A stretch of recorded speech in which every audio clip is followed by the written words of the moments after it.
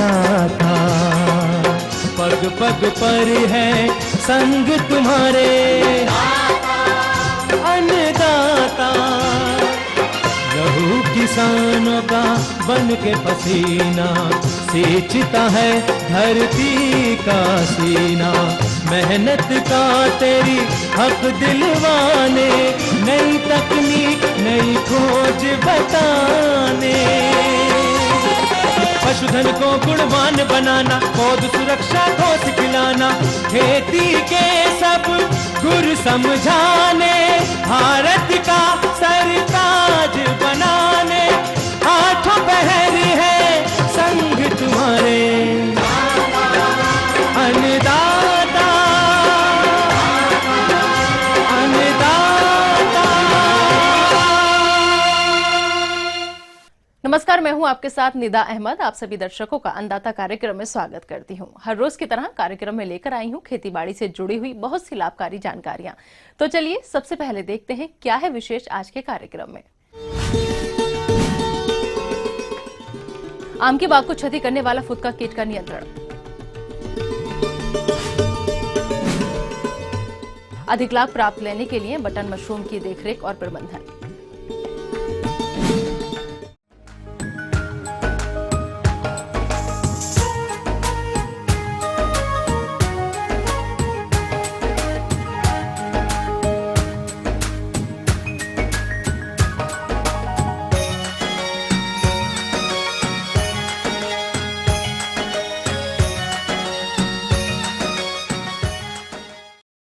आम के बाग में इस समय बोर आ रहे हैं, लेकिन इस समय आम के बागों में फुदका कीट का प्रकोप देखने में आ रहा है, जो कि भारी नुकसान पहुंचाता है।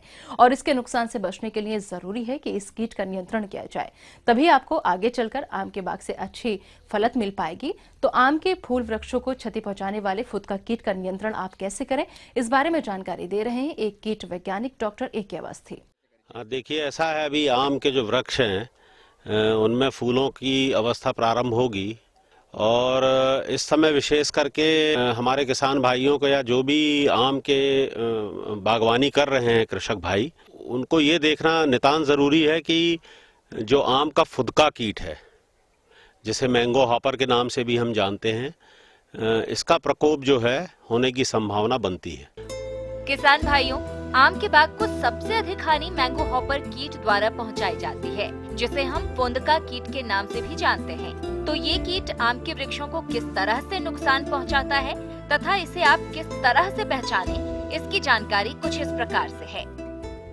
और ये मुख्यतः पत्तियों से, फूल के डंठलों से, फूलों से और जो छोटे छोटे आम के फल लगते हैं उनसे जो है ये रस चूस कर जो है नुकसान पहुंचाता है। और जहाँ तक इसकी पहचान का प्रश्न है, ये भूरे से रंग का कीट दिखाई देता है, जो कि सामने की तरफ चौड़ा और पीछे की तरफ सकरा होता है।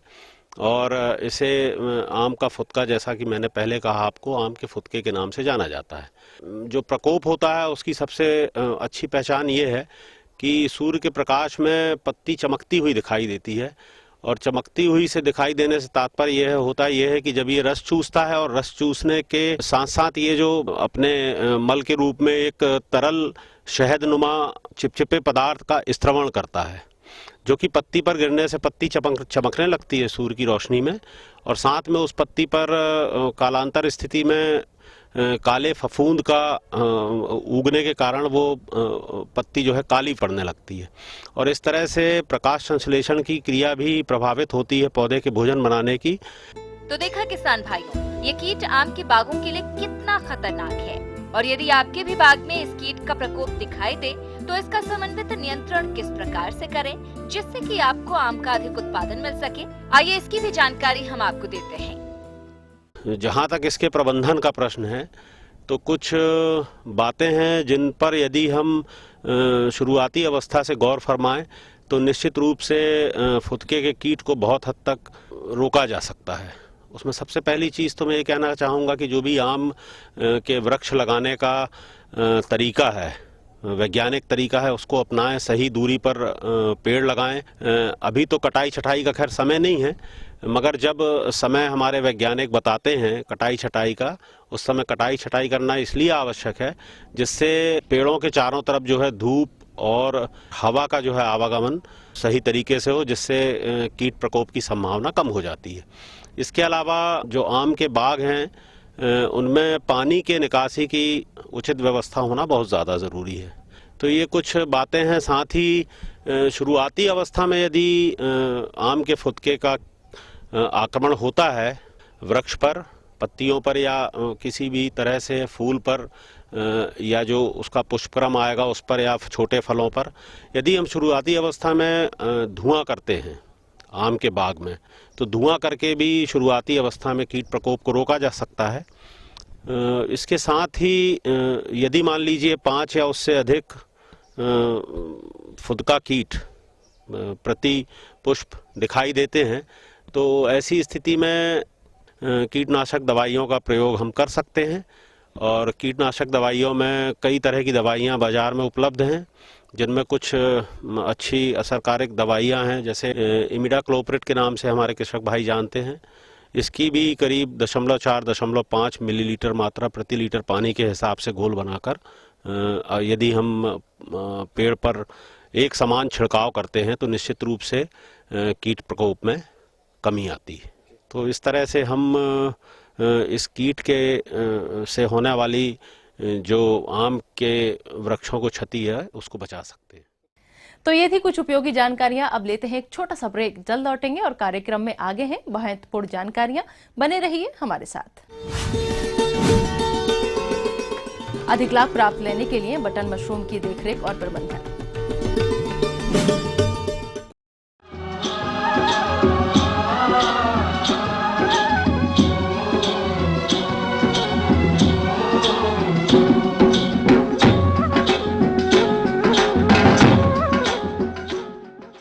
ब्रेक के बाद आप सभी दर्शकों का स्वागत है। चलिए अब रुक करते हैं अगली कड़ी की ओर।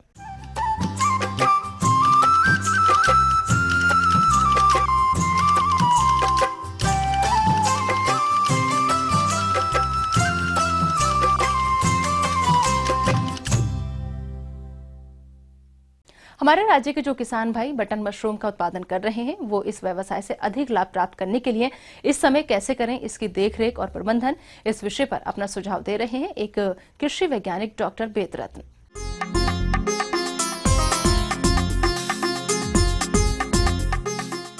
आपने अगर सफ़ेद बटन मशरूम लगा रखा है तो इस समय आपके फसल कक्ष से मशरूम या तो निकलने वाला होगा या फसल निकल रही होगी।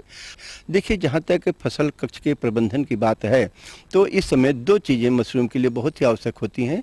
एक तो उसके अंदर, कमरे के अंदर अपेक्षित आर्द्रता, और जब मशरूम निकलता है उसके तापक्रम की।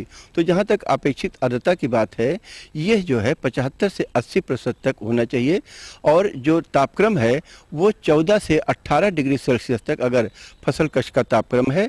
इसके साथ साथ शुद्ध वायु का संचार समय समय पर, यानी सुबह शाम उसके फसल कक्ष के अंदर अगर 1 घंटे के लिए आप दरवाज़ा खोल दें तो उससे जो है शुद्ध हवा के कमरे में संचार हो जाएगा।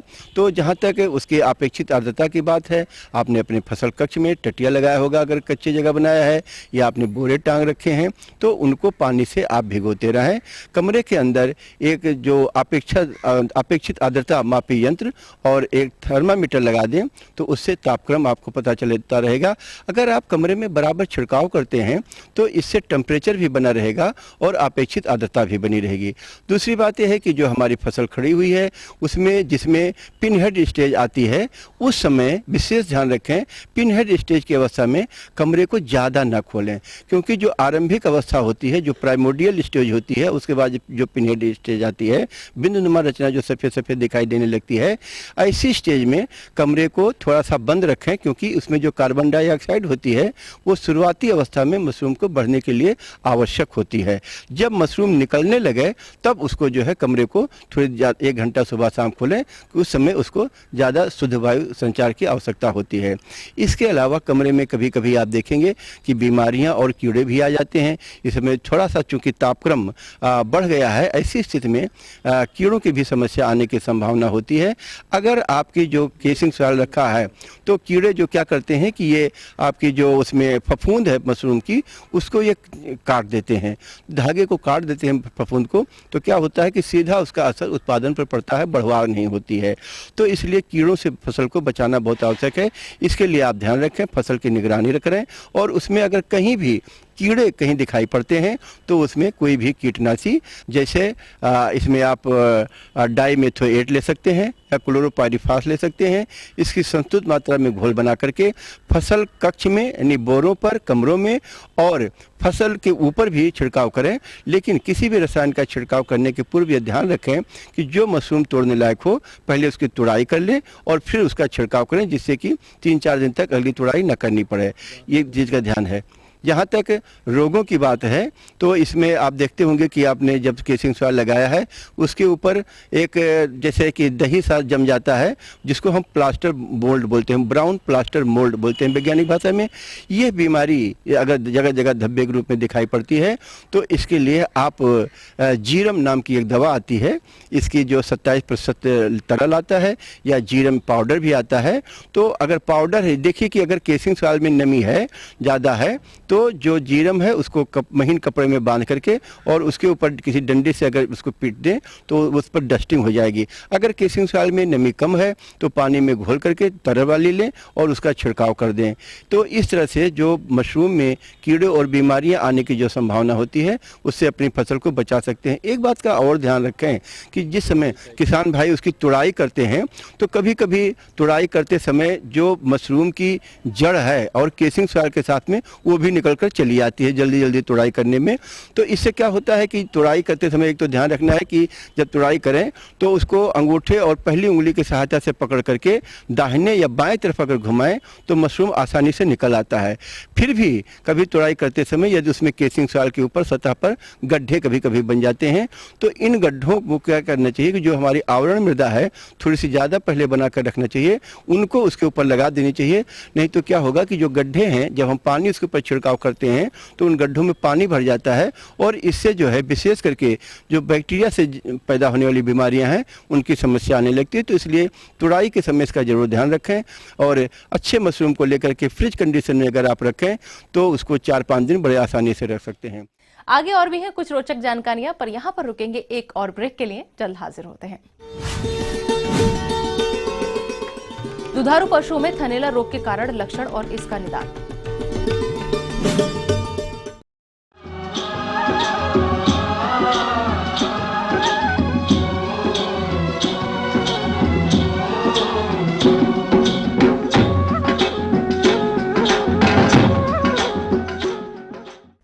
ब्रेक के बाद एक बार फिर से आप सभी दर्शकों का अन्नदाता कार्यक्रम में स्वागत है। बढ़ते हैं अगली प्रस्तुति की ओर।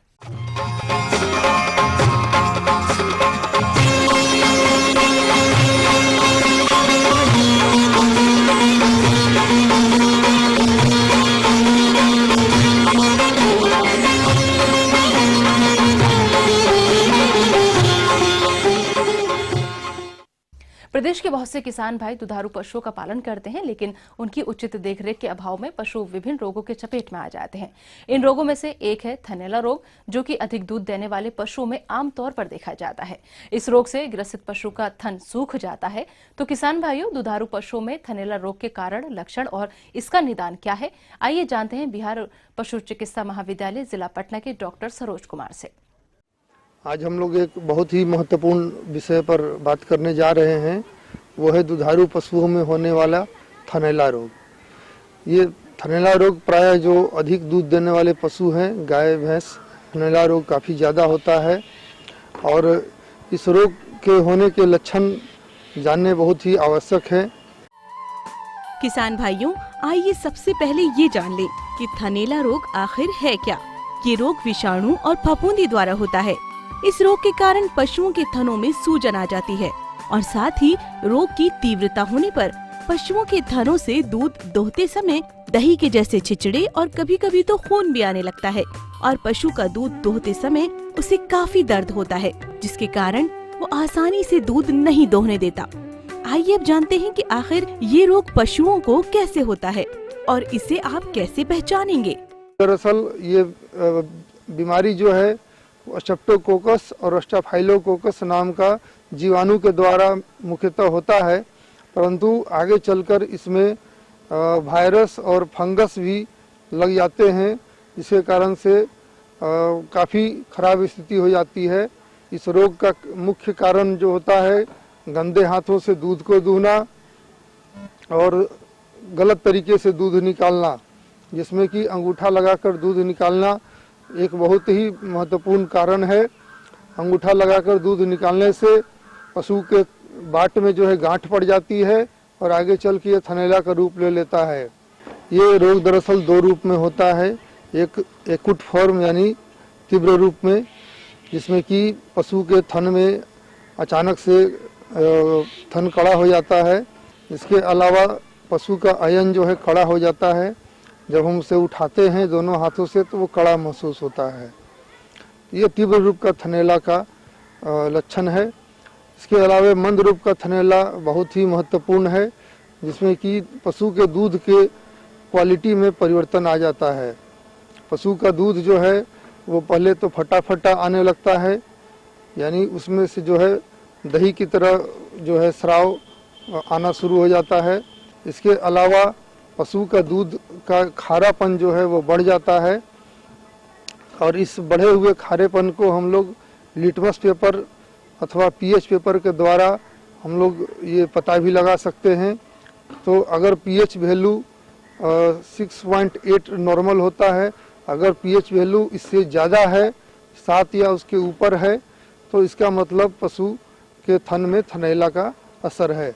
पशुपालक भाइयों, इस रोग से ग्रसित पशु का इलाज कराना तो जरूरी है ही, साथ ही ये रोग पशुओं में आए ही नहीं, इसके लिए कुछ प्रबंधनों पर विशेष ध्यान देने की आवश्यकता होती है। जैसे पशुशाला की नियमित साफ सफाई करें, जहां पशु बैठता है उस स्थान को लाल दवा से धोएं। साथ ही सप्ताह में एक बार पशुशाला में बुझे हुए चूने का छिड़काव करें। दूध दोहने की चुटकी विधि को अपनाएं। दूध दोहने से पूर्व हाथों को अच्छी तरह से धोएं। इतना करने के बावजूद यदि पशु में ये रोग आ जाए तो इसका इलाज आप कैसे करेंगे, आइए जानते हैं। तो जितना जल्द उपचार शुरू करेंगे, पशु का थनैला ठीक होने का संभावना उतना ही ज्यादा रहेगा। तो इसके लिए आवश्यक है कि अपने निकटतम पशु चिकित्सा पदाधिकारी से संपर्क करके उचित मात्रा में एंटीबायोटिक की दवाएं, कुछ इंट्रामस्कुलर दवाएं और उसके अलावे कुछ जो है एंटी एनाल्जेसिक और एंटीपायरेटिक दवाएं, क्योंकि इस बीमारी में पशु को हल्का बुखार भी हो जाता है, तो उसके लिए भी दवाएं देनी पड़ेगी। और साथ ही साथ पशु के बाट में भी सीधे औषधि प्रवेश कराया जाता है। बहुत सारे ट्रेड नेम से मार्केट में उपलब्ध हैं और साथ ही साथ इंट्रामस्कुलर दवाओं का प्रयोग करके शरीर के भार के अनुपात में हम इस बीमारी से मुक्ति पा सकते हैं।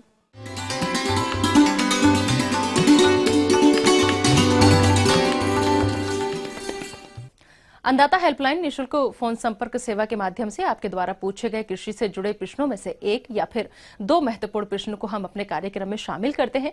इसी के तहत आज का चयनित प्रश्न और उसका जवाब इस प्रकार है। अन्नदाता निशुल्क फोन संपर्क सेवा के माध्यम से पूछे गए प्रश्नों में से आज हमने जिस प्रश्न को कार्यक्रम में शामिल किया है उसे पूछा है जिला समस्तीपुर के कृषक देवेंद्र सिंह ने। यह चने की फसल में फली छेदक कीट की रोकथाम के बारे में जानकारी चाहते हैं। तो देवेंद्र सिंह जी, आपकी जानकारी हेतु प्रस्तुत है कार्यक्रम का यह अंश।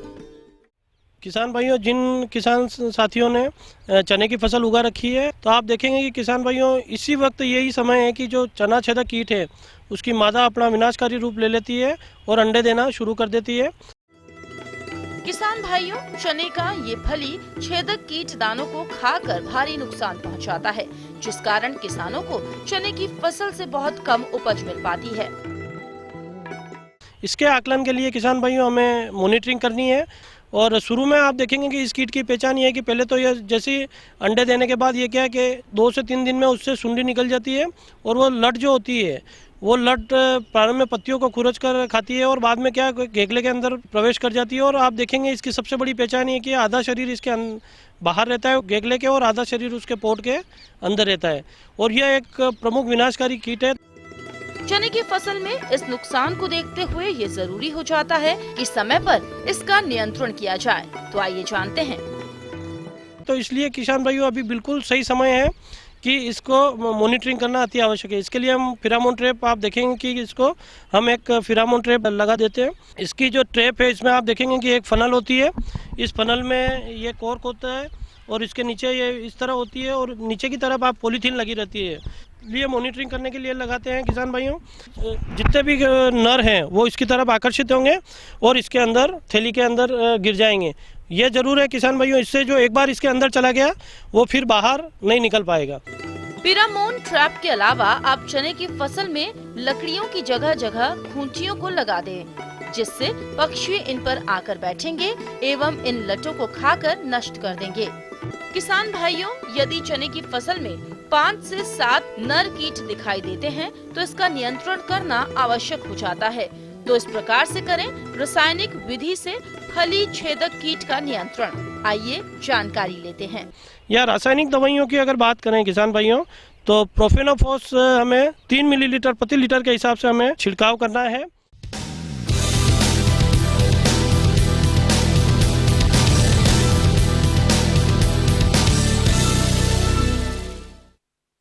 राज्य की विभिन्न मंडियों में कृषि उत्पादों के चढ़ते उतरते बाजार भाव की संक्षिप्त जानकारी इस प्रकार है।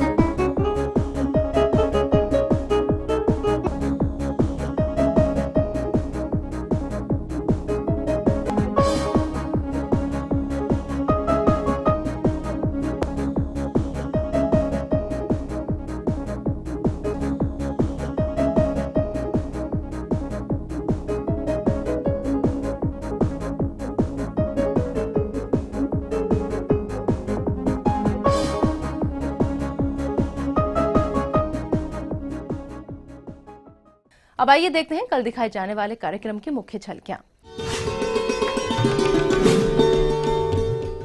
मछलियों में लगने वाले रोगों की रोकथाम उपाय,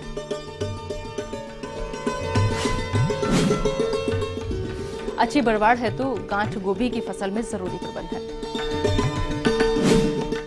हम ये उम्मीद करते हैं कि आज का कार्यक्रम आप सभी दर्शकों के लिए उपयोगी रहा होगा। किसान भाइयों, अन्नदाता आपकी सेवा के लिए संकल्परत है। कृषि संबंधित समस्या और सुझावों के लिए आप हमें इस पते पर संपर्क कर सकते हैं। प्रोड्यूसर अन्नदाता ETV Bihar, Jharkhand, Ramoji film city, Hyderabad 501512। साथ ही आप हमें ईमेल भी कर सकते हैं। हमारा ईमेल है anndatavihar@etv.co.in। इसके अतिरिक्त आप हमें निःशुल्क हेल्पलाइन नंबर 180010084599 पर सोमवार से शनिवार सुबह 10 से शाम 4 बजे के बीच संपर्क कर सकते हैं। फिलहाल अन्नदाता की पूरी टीम को आप दीजिए इजाजत। कल फिर इसी समय आपसे मुलाकात होगी कृषि संबंधित कुछ और महत्वपूर्ण जानकारियों के साथ। नमस्कार।